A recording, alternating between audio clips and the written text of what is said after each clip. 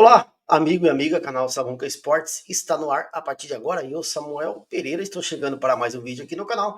Nós vamos falar de Santos Futebol Clube. Nesse vídeo, queria falar sobre um reforço que faltou muito pouco por detalhes no jogo no Santos, mas deixou aberto para poder reforçar o Santos. E também vamos falar no Luca Meireles e muito mais. Antes, você se inscreve aqui no canal, já vai ativando aqui o sininho para você não perder nenhum conteúdo. Se você gostar, você dá aquele like, porque ajuda no engajamento do canal, e também você tem a opção de hypar o vídeo, que é importante, certo? Então vamos lá, falar do Peixe. Hoje não tem tantas novidades do Santos assim, mas tem algumas coisas que a gente queria falar. Primeiro é sobre os reforços que o Santos fechou nessa janela, né? Conseguiu alguns reforços, inclusive o Bilal foi o último, né? E a gente já falou dele ontem porque que ele ainda não foi apresentado pelo Santos, porque o visto de trabalho dele ainda não foi efetivado, e aí por isso que ele não foi apresentado ainda. Mas está contratado e a gente espera que ele possa ajudar o Santos. Mas na janela, gente, o Santos tentou contratar alguns outros jogadores e o atacante Cédric Bakambu do Betis ficou muito próximo de assinar com o Santos. Isso foi o próprio empresário dele, né, que falou que o Bakambu, que é o atacante que joga no Real Betis da Espanha, ele conversou com o Vojvoda, né? Conversou, logicamente, com o Santos e ele ficou bem decepcionado com o fim das conversas, porque estava tudo bem encaminhado, né? Já estava muito animado em vir jogar no Brasil. E a tendência é que outros clubes também procurem ele. Isso é normal, faz parte, né? Desta forma, o Santos quer fazer uma nova investida nele, agora no próximo ano, 2026, e terá a chance de concorrência de outros mercados. Mas para a posição, o Santos acabou acertando o Lautaro Dias. E o Santos, então, também trouxe o Bilal Brahimi, que é um outro atacante de beirada de campo. Mas o Bakambu é um centroavante, né? Ele joga mais fixo na área. E o seu empresário, então, disse que ele teve muito próximo de acertar com o Santos e deixou em aberto para a temporada do ano que vem. Quem sabe ele atuar pelo Peixe aí, o Bakambu. Aí eu fui pegar aqui os números dele, também não empolga nem um pouco, hein?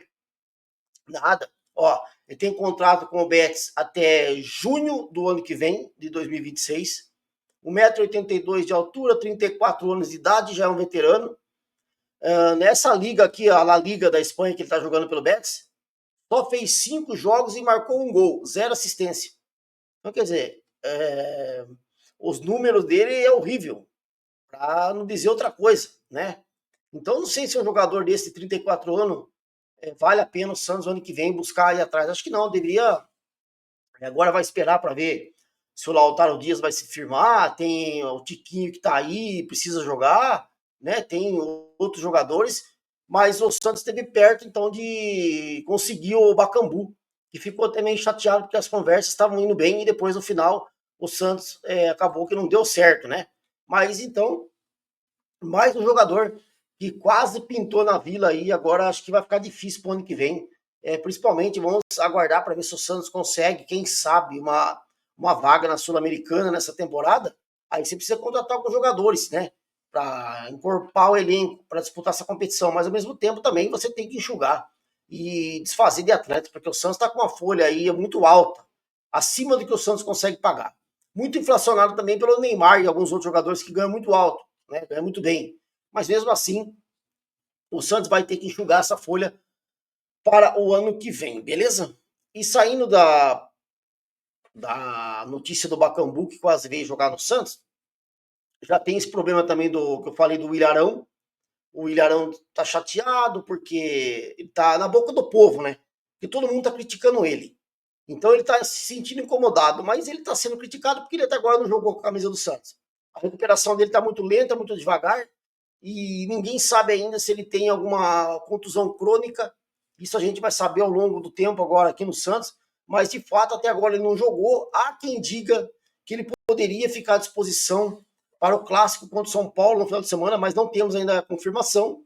Mas muita gente também disse que não, mesmo com um jogo contra o São Paulo, ele não vai participar. Então, é por isso que está essa crítica forte ao Ilharão, que ele não vem contribuindo com o Santos dentro de campo, ganha bem, salário alto, o contrato é longo, e não sabe o que vai fazer com o Ilharão. O Santos estuda também a possibilidade, talvez, de rescindir o contrato com ele, e aí tem que tomar cuidado com essas rescisão, porque tem que ver se depois não vai dar problema lá na frente, entendeu? Porque a gente sabe que temos muitos problemas aí, agora já tem o do Caixinha aí da comissão técnica dele para acertar.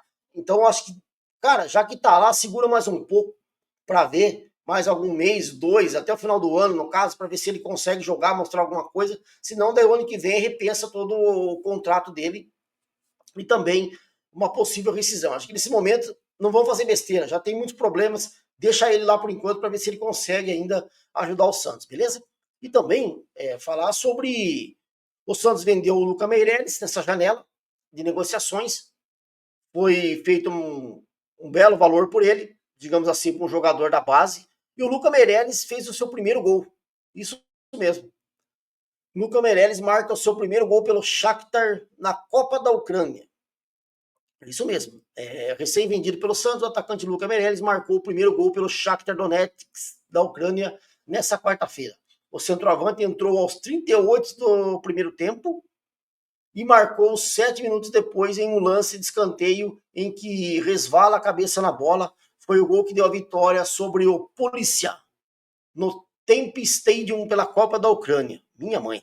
É uma felicidade, abre aspas, para ele imensa viver esse momento. Sempre sonhei em marcar meu primeiro gol como profissional e consegui isso logo na estreia pelo Shakhtar.